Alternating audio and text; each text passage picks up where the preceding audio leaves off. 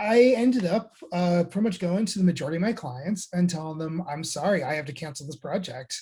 I can't, I mean, I gave them a professional reason, but truthfully, I couldn't mentally continue.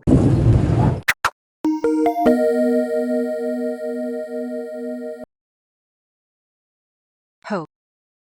Hope is different for everyone.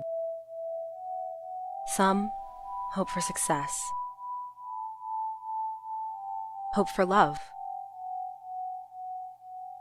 hope for freedom. Some hope the missing will return, or the Cataclysm Day Herald will never rise again.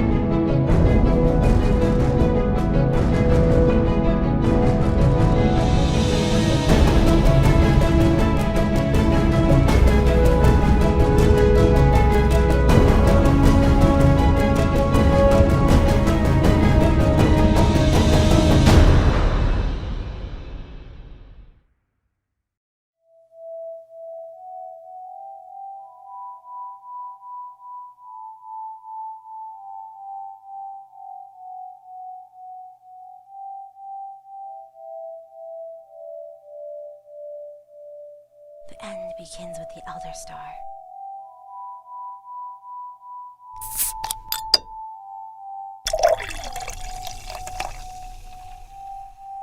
Yeah.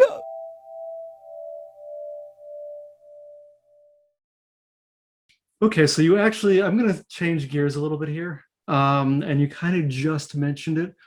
But good sir, what happens when you combine a cat and a potato? Well, you get one of the biggest fucking games I've ever worked on that is actually going to probably hopefully release in 2023, called A Purrtato Tail, which is a a puzzle platforming JRPG adventure about the potato cats on the Isle of Moor. Okay. I got like a ton of things I want to ask you about this because so when we first met, you were just starting. Well, actually, no, I don't think you were starting on Potato Tail. I think you may No, have worked on. we had just started because Okay. I actually started Purrtato in late 2015, and I had originally built it out as, you're gonna laugh, as a let's just do a quick little puzzle game and get it out there. Scope creep. I have no idea what you're talking about. So we built that, and I started in late 2015.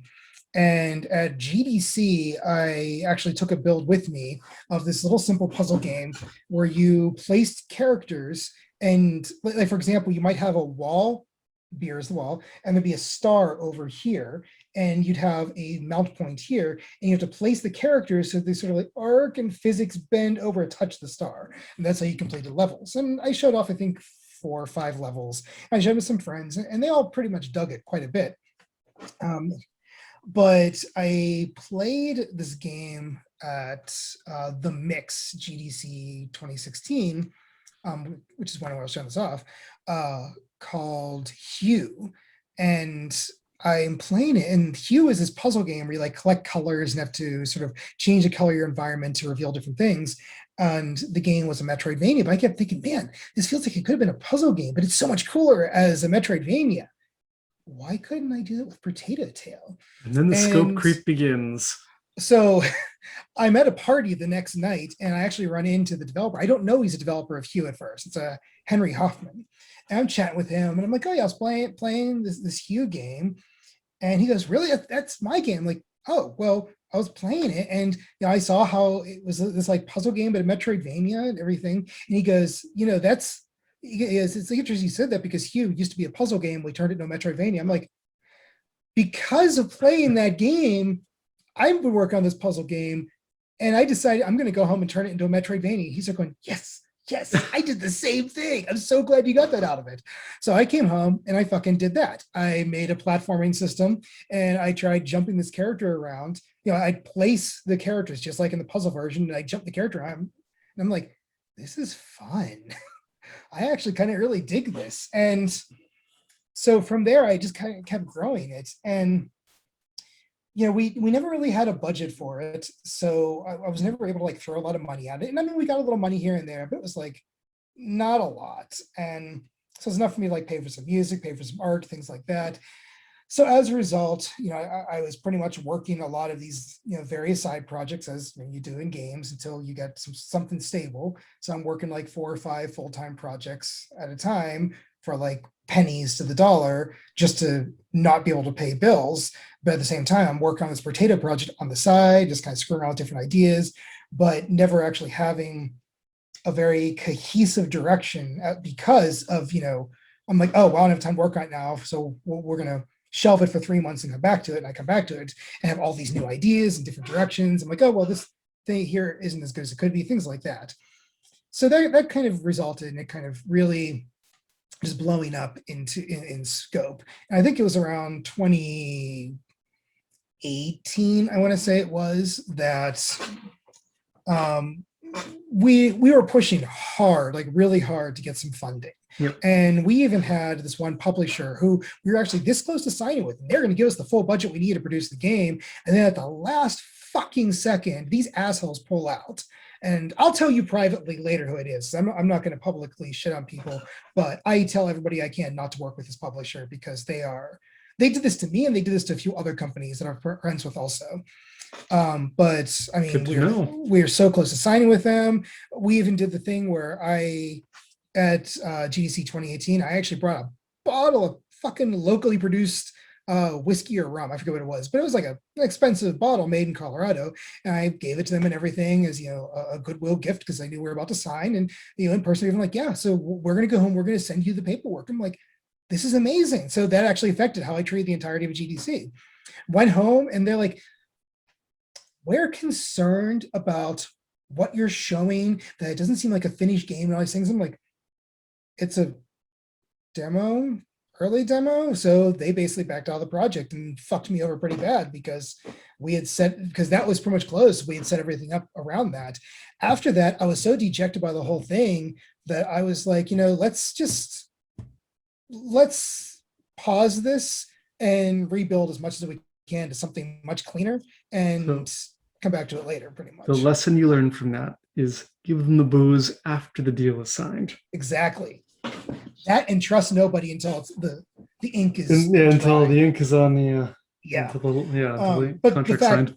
Yeah, but the fact they did that to me, and they did that to a bunch of other companies I know who were in very similar positions. They had like rockin' demos and everything. Because I'm sure you've seen Purrtato was in the press. We were getting all this positive feedback and everything.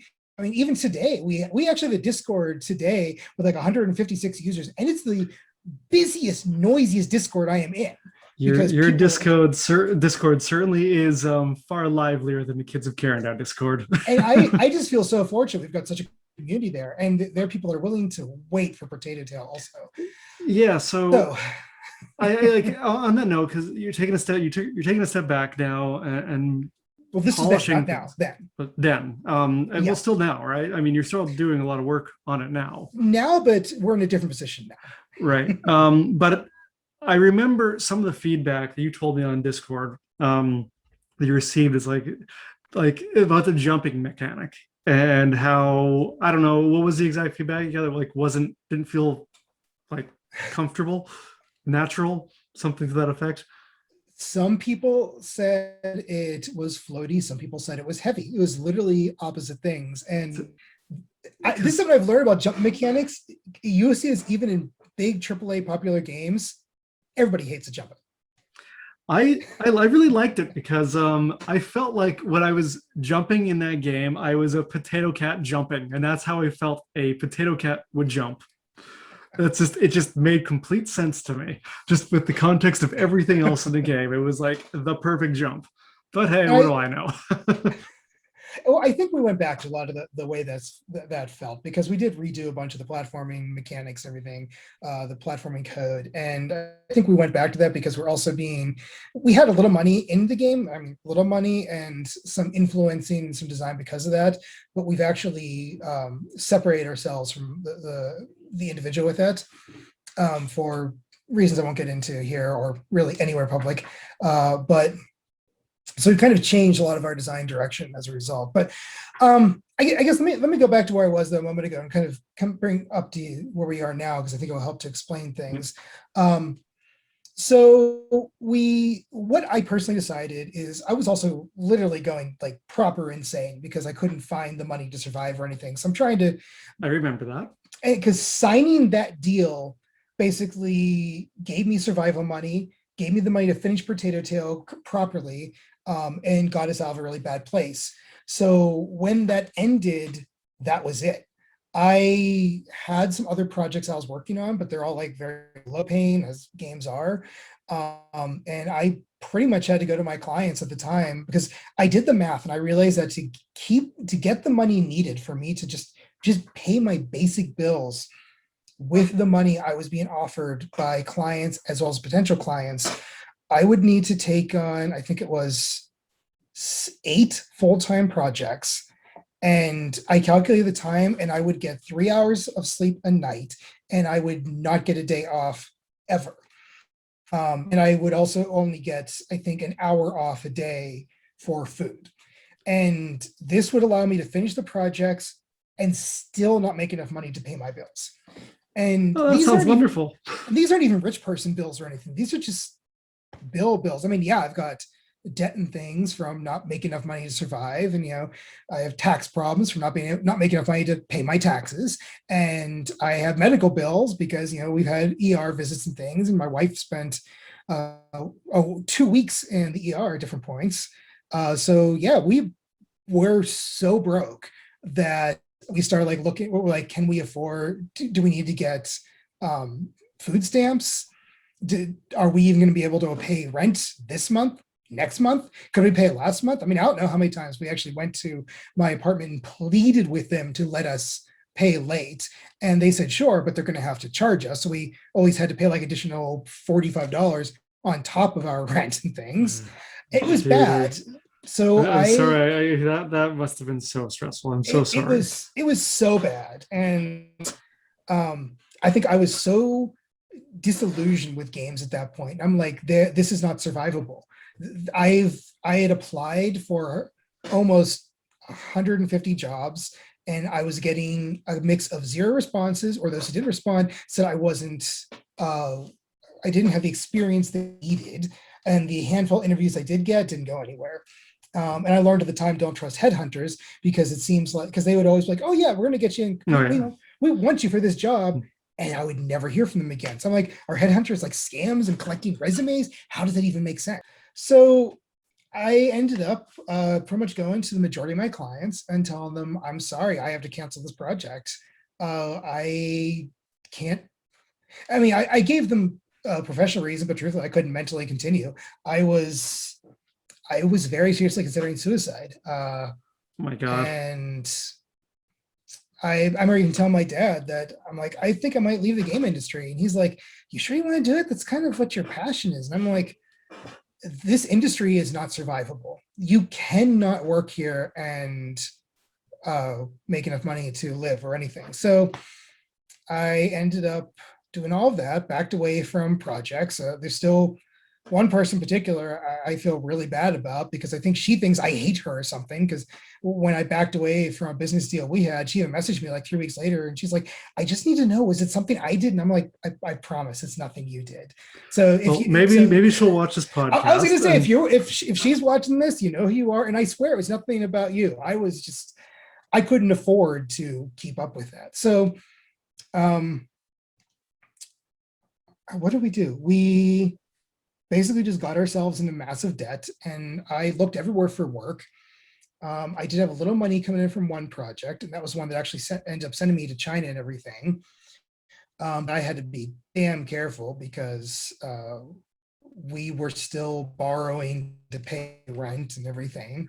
And I know my dad, who'd always made decent money, basically supported me in a lot of ways. We borrowed money from them. We borrowed money from my wife's parents, left and right. And this entire time, I'm putting in resumes everywhere. I'm getting nowhere. So we're talking at this. I think this is a good 6 or 7 months had passed, me looking for work and getting nothing. And the only offers I was getting was from small companies who were offering me. I think the average was $15 to $20 an hour. The highest I was being offered was $35 an hour, and I did calculations, and even if I worked $35 an hour, like 3 of those jobs, I still wouldn't be able to afford my rent and all the bills and debt I had at the time. So Wow. all this goes into, I finally did get a job, but they still underpaid pretty significantly, and they were a very toxic company, unfortunately. So worked them up until 2018. Then we mutually quit. It was a mutual separation, because I'm like, you guys are toxic, and they're like, we're not finishing anything. I'm like, because y'all are toxic fucks. So that ended, and I spent like another 7 months looking for work, and I finally. Oh no, that time was 5 months. And I did find something, but it was outside of games. Actually, the first was outside of games too. So all that kept going on. And the other one I found, they weren't a bad company by any means. The one I got in 2020. That's when I actually found good. So it took me almost a year and a half of searching to actually find something decent that paid proper. Wow. So that's why never lose your job in games. And this, again, none of this even in game. So I get it. And for the first time when I'm actually making money to survive, enough money to put away, it's still a contract job though, which is why I was convinced there are no salaried positions available at all anymore for engineers, because I couldn't find one. But with that, I was able to start kind of turning things around. I was finally not impossibly depressed. People like, I got all this blurred for a reason. People have seen how much my place is trashed, and much of that is because of massive depression for on top of lots of death. Because let's be honest, 2020 was a little difficult for people. Anyway, so on top of that, 3 of my died in the past year and a half. I'm a little close to my cats, including one that was like basically my familiar. They're so fucking close. Was that Pixel? No, Pixel is thankfully still around. Okay, thank God. Snagglepuss, who's actually some of his ashes and little hearts that I keep with me at my desk. So we had that. We had family members die. We had all this terrible shit happen. I was fine. Sorry, go ahead. I was along with you on that ride for a while. I kept talking to you on Discord during that. But you and I haven't spoken in person in years. No, and I look forward to us fixing that. Yeah, me too. But I don't think I really truly realized your emotional state. And I think I did, but because it's just hearing it now, it's just like, oh man, it just makes me feel like real bad for you. And I'll be honest, there's actually other stuff that happened too that just pounded into all this, and those are things I'll even get into in public. But there is even more and more and more. So, but from a lot of that, I actually left like all the communities I was in, onto other things. But so I was finally making, and I swear this is all related to Purrtato Tail. We'll get back to Purrtato in a minute. So I was finally making enough money to survive, and enough money to like put some away, have fun with, and pay my bills, and I'm getting out of that. And I'm like, for once, I didn't have to freak out and worry about things. The only thing I had to worry about was getting paid by a contract client, which you know how they always are. They like to delay things out as long as possible. So there were still a few were like, money now, you're 3 weeks late. But aside from that, yeah, everything was going pretty fucking well. So I was actually able to finally start looking at project again. And Runic, we actually started in early Oh, 2018 wow. is when we closed the deal. We are 2 years late in that for our partner, and I'm very happy they've been so willing to work with us and deal with us. Or I should say deal with us, but work with us on the delays and everything. But a lot of that was because I was in such a bad place. I couldn't finish this game. But so getting that up last year, I was finally at a point where I was able to start, focusing on things again. And I took a hefty step back, and I was, looking at Loam, became Runic, and figured out the completion plan to make this work. So I'm sure people were like, "Didn't you go last year, Red?" And yeah, I did, because one of my clients I got, who was a super awesome client, and I actually still have them, they actually gave me the money to go and started working with them. So That was, sorry, that was I really think you chill. broke up a little. It was the Tokyo Game Show that you went to, right? This actually wasn't Tokyo Game Show. I mean, I did go to Tokyo Game Show for business with like some of the last of my business money back in 2019. Okay, so I got my time. So sorry, I'm sorry. Where did you go then? So, so I went in 2019 to TGS to find projects. Yeah. Didn't find anything because we hadn't released anything in a while. And as a game company, if you haven't released anything, you don't exist. So, but in early 2020, just before, I mean, literally just before all the pandemic stuff hit the, shit the fan and the bed at once, one client is like, "Hey, you want to go to Japan?" And I was like, what body part am I putting where to do this? Because yes, I'd love to go to Japan. And they're like, "Okay, well, it's part of working with us. Here, money here. Here's a bonus. Go fly to Japan." Pretty much, yeah. So they funded my entire fucking Japan, which was wonderful.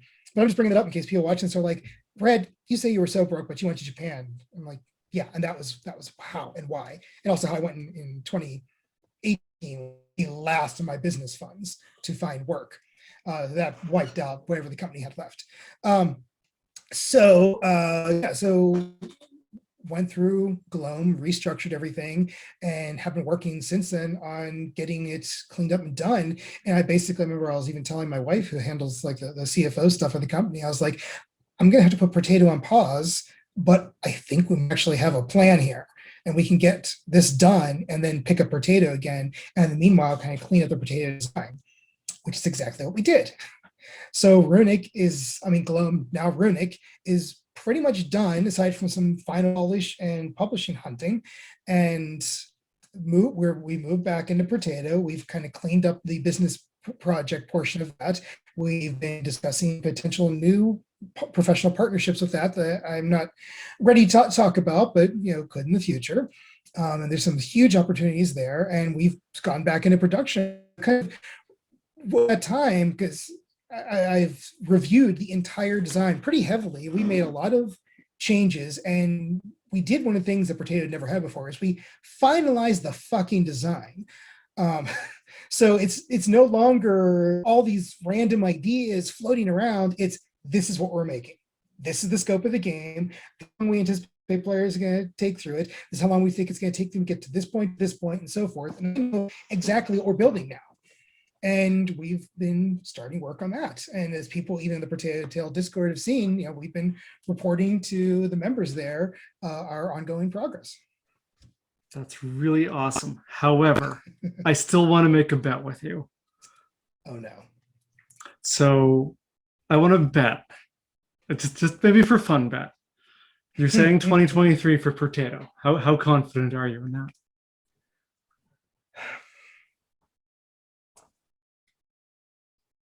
To be honest, I'm 60%. 60%. So I've been telling people 2025, 26 for Karendow. So I challenge you. No, I'm not going to make you a bet. I will challenge you. I will challenge you to get Purrtato done before Karendow. And if you don't, I win something. How does that sound? You got yourself a deal. I just want to know how much we're down the line here. I don't know. How about just a night of drinks? We'll start small. Night of drinks works. I was going to say a PS5, but they have to exist first to even buy one. So drinks or a it Switch is. Pro, because those should exist by then. Maybe. And Potato Tail will be on it. So I look forward to you buying it. I'm hoping Karendow will be on it as well. So that's the plan, at least. You know me, so we can duck one way or another if you need. All right, we'll make it work.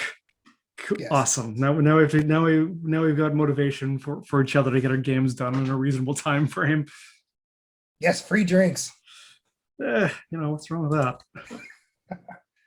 Nothing. Literally nothing I can think of. So, holy crap! After that story, the next question I have kind of seems irrelevant. Do you have any other challenges you want to add to to the stuff you faced, or are you about good? I'm thinking. I'm also watching the idle images on the TV above me. Okay, well, let me phrase the question. What are some of the harder technical challenges you faced? This not all the horrible other stuff when it comes to finding work and finding a fair payment, etc. But some of the stuff that racks your brain that takes you away from all that other shit. Sure. So on Runic, it was interesting because that partnership with Leia, their phone is actually really cool because it's a hologram phone and it's sort of like a lenticular card, and as you rotate it, you can literally like see into the world. And it's sort of like, remember how the 3DS was? You could stare at it and there's that depth to it, except this takes it one step further and you can actually rotate it and see that. And technically, it does this with an array of cameras. And that led a pretty big technical challenge in Unity because when you start stacking cameras in Unity, it slows down significantly. So there is actually quite a lot of visual detailing we wanted to put in the game, and we found there was just no way to add it in without dropping our frame rate. Like, this is why I love talking to you, because I just learned something new. I was wondering why the frame rate dropped in Karendow so much, and it's because I added a bunch of extra cameras in for some visual effects. Well, there you go. That's why. And I mean, like in Potato Tail, we actually do use a bunch of cameras, but we very, very carefully manage what we're rendering. So like this camera only sees these few things, like might only see place characters. And we use that as data to put into different shaders. Because things that people have not seen at all yet in Potato, because it's going to be in the new builds, are all these new screen shader effects to do things. Like when you're placing characters, anywhere you can't place a character actually shows like this, one kind of overlay. Anywhere you can place a character is grayscale. Dark or faded or some other. Right. Cool. And the characters are in full color. So this all had to be, we had to render all these separately, but we control that very, very strongly. And by doing that, it actually doesn't really hit the frame rate that bad because the cameras aren't rendering everything. Well, when you have the lenticular display and you have this array of cameras, each camera is rendering everything to get that 3D depth. So when you're working in Unity, though, does the frame rate still get hit? Like, because I imagine things are fine when you actually do a proper build, but when you're working in Unity, are you seeing? Because that's where, like, it's fine when I do the builds, but when I'm actually working in Unity, that's usually when I see the frame rate hit. Now, there's a frame rate hit in Unity and in the builds. Well, yeah, and in the builds, because we had a lot of frame rate issues, I'll be honest, in Runic, and we'd push builds to Leia, and they'll be like, your frame rate is shit. No, I thought that was just because of my computer. I didn't think it was the game. I wasn't going to blaming you. It's very likely that bunch of cameras you have, and just you can do it as long as you're just very carefully managing the layers and what each camera can see. Yeah, I probably just need to also disable the cameras too when I don't need them, because I don't need them all the time. That's a good tech. This is why I like asking these questions, because I feel like I learned something. And that's something we do in Purrtato, is the cameras aren't all on at all times. I actually wrote a camera management system, and I can sort of tell, enable camera setup for placing characters, and the one script knows what that means and which cameras to put on, things like that. So it's very, very managed. I feel like I'm going to pick your brain for more on this later, but not during the podcast. It might be boring some of our listeners or engaging them. It's hard to say. We need the side technical podcast. Yeah, maybe I should do that one time. Okay, picking Red's brain. Actually, you know what? Okay, I'll ask this question. So you and I have had this conversation a few times over Discord. And I challenged you on this because we were talking about Potato Tail, and the question kind of was, well, how do you think you can get the game done so quickly? And you always sort of lean back and said, well, you basically say you have a shit ton of tools that will make the development fairly rapid. Mhm. So you want to talk about that a little bit, or? Sure. Um, so with all of this time that we spent on the game, and back when we were just, it was all very flexible and not really well designed or anything. Which also went into the, so many different mechanics and systems in the game, is us just be like, let's just build this into the game and have fun with it. But part of that was also the behind the scenes tools. So, for being able to support all the different consoles, I wrote a multi-platform wrapper system, which means that the game never talks to the consoles. The game talks to this wrapper system, which then figures out which console you're on and takes things from there. Right. That's good. So as a result, I can add in a new console less week. All I need is for Unity to support it and write a wrapper plugin for my existing wrapper, and boom, new console supported, nothing else to do. And I've already proven that by easily taking games to mobile, PS4, and Xbox One and Switch by just hitting compile. Oh, wow. So I've heard, that. sorry, go ahead. I've heard that shaders can get broken and stuff though when you cross. Shaders get broken on PlayStation 4, yes. So there is a little more work to do there, but on everything else, it's all standard now. Well, that's good. but, so that can be an issue if you're using a shitload of custom shaders, but I've helped some people with porting where they were using a bunch of custom shaders. It honestly wasn't that big of a deal to be like, oh, well, this one thing breaks PS4, so we'll just change it to this globally and all of the shaders, and boom, everything works. So it's only really a problem if you're trying to hard code console communication stuff into your game. And if you do, you're going to have a bad time with that port. Oh yeah. That's sort of, to do something like that is generally poor development practices. Yeah. But to continue the answer, so we have like that tool. We have a lot of in-game tools too. Like I wrote a level building tool, which I'm actually going to rebuild once we kind of get through the current demos. But I did write a level editor for the game. I wrote all of this. So tell me about that. The level editor. So sorry, I know I'm getting technical here, but just sort of using what Unity has wasn't enough. Like, no. So what else did you? What was missing that? I wanted to be able to take a prefab. So let's say. So think of the whole world like it's all Lego blocks, right? Mm-hmm. And you have a scene in the game, and I wanted to place like a dresser, but this dresser might be made up of, it might be a prefab made up of a bunch of different objects. So, like drawers and pieces on it and everything. So I'd have that pre-built. Now, if I were to just take that and drop it into the scene, I would have to go through every single piece and adjust their layer depth and everything to make sure it works with the other objects in the scene. Well, what I did in the editor is I created this whole palette of things. I called them stamps. So I'd have a stamp of that dresser. So I could select that, click in the scene, and I could hit just like the forwards and backwards buttons on my keyboard, and it will properly align all of those layers. Just the layer ordering. So that was that's kind of cool, because that's like I do have that problem. Like, obviously when I'm doing Karendow stuff, but I guess it doesn't bother me enough to think about making a tool to solve it. I guess I don't know. Well, just think of the time saved is all. I don't know if it's a huge time save. I've never considered it as like a huge time sink. But for me, it was a huge time save. Okay. So there's that. We have a lot of tools to do various things. Like we have the terrain editor, which is actually part of Unity, not one we wrote.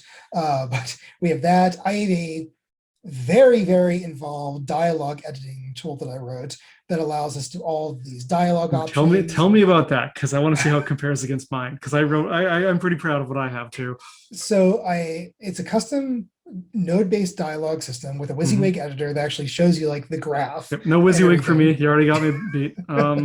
And there's nodes for everything, and I can relatively easily add new nodes. And I mean, honestly, the code's gotten a little clunky at this point. I'll probably scrap and rewrite it for Purrtato sequels, because there are 3 games planned if it does well. Wow. But 2035. But each of the dialogue nodes does things like can adjust the little effects over the character's head. You have the little emote icons and stuff. We can play sound. We can shake the camera. We can move characters around the scene. We can change I don't who's do that in my talking. dialogue system. I do that just my cutscene stuff. I just have dialogue just in Cool. dialogue. Right. We can change the emotions characters show in their faces. We can change the animation characters are playing. Change the music. We can give items to the player. We can give quests. We can complete quests. We can give hats and weapons. It all plugs into the state system, so we can check if different local what I call volatile states are, what their value is, or if they exist. We can check for game-wide state flags. We can check if you have a quest, if you have a certain weapon, which I think I already said. So we can check all this and like A/B things. We can also have like selectable nodes. So a node you get to, then you like choose like 1 or 2 or 1 or 3 options, which then branches off to other things. We know how many times you've spoken to a character and many more things. So in your WYSIWYG system, because is when it comes to like writing, what's the benefit of that versus say just writing together, like throwing it together in a C# script for like the sequence of events you want to have occur in a certain cutscene?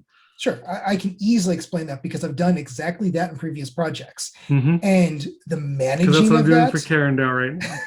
The managing of that, the tweaking of things, and bug fixing took up more time than I would even want to admit to. Like, we want to tweak one little tiny thing and we change that, but oh wait, I fucked up something in the code, or I went too far. So I haven't had that problem yet. Hopefully I don't. You hopefully won't, but you very well might. So like that's how we did it in the Steve Aoki game that we released a while ago. All of the cinematics were like that, and they were pretty simple in comparison. So based on how much time we spent doing that, I'm like, we can't do that again. If we're going to do all this dialogue stuff, we got to have a proper editor that does all this for us. So now as a result, I can add dialogue in seconds, and that dialogue can do quite a lot of stuff, way more than just, hi.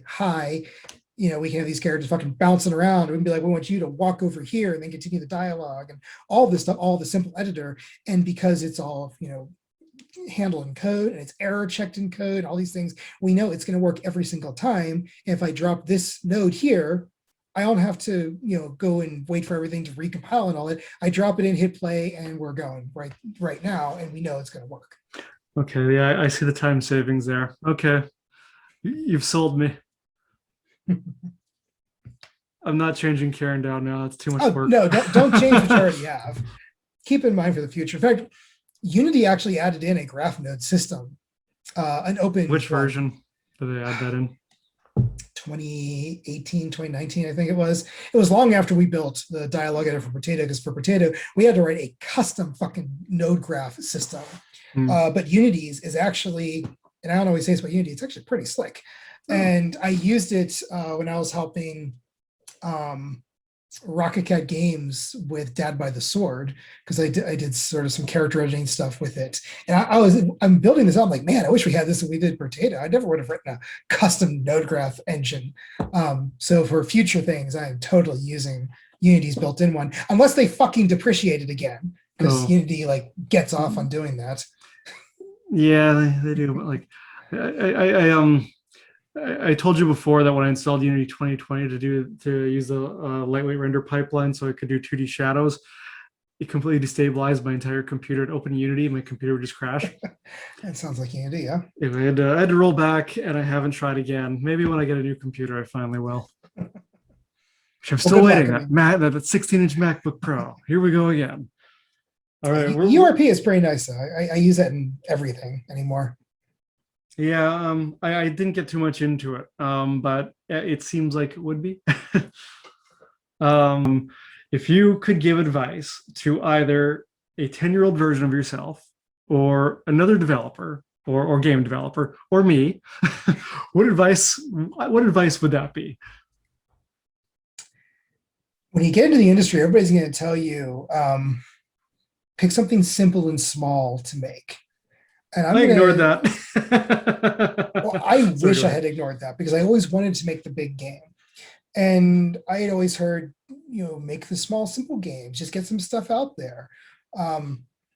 And yeah, no, that's bullshit, because Purrtato, even though I've been making since 2015, I have learned so much making, even getting to where we are with that today. And I've come so much further as as both an engineer and a game designer and a game developer and a story writer in every single part of my career, just by working on a giant game, my giant dream game.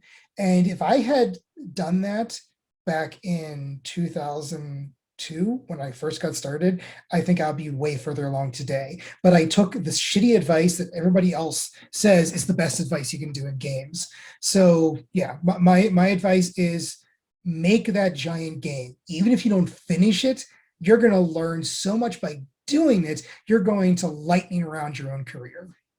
Plus, when it comes to games, let's be honest, passion is what really makes it, because you get a lot of games out there that are just kind of junk or don't really make money. Then you also get these games that are titles that people put a lot of passion and love into, and those tend to be the games that get much more recognized. I guess I'm talking more for smaller companies. If you're a bigger company, this will get it recognized. But for smaller companies, and I'm not going to say it holds true all the time, but you get a lot of games like Celeste and such, and Fez, which are just made basically with, in absolute debt. But they put a lot into it, and they believed in what they were making, and as a result, they put it out there, which kind of also goes to, and I guess I'm going to give you a second piece of advice too. This is where I piss off the indies, because I guess I try not to see myself as indie anymore, because what I've come to learn what indie is a lot, and I say it's because I've actually seen people say this too, is indie is not business. Indie is making games. I'm like, okay, that's great, but if you're running an indie studio, you need money. You got to treat your games as products. You got to put passion into it. You can still treat it differently than the big studios do and throw lots of money in, but it still needs to be a product. And I have literally seen massive groups of people fight against that. And I'm sure, you're probably gonna get shit from me saying that on this podcast, but that's my 2 cents, is your game is a product. Treat it like a product. I agree.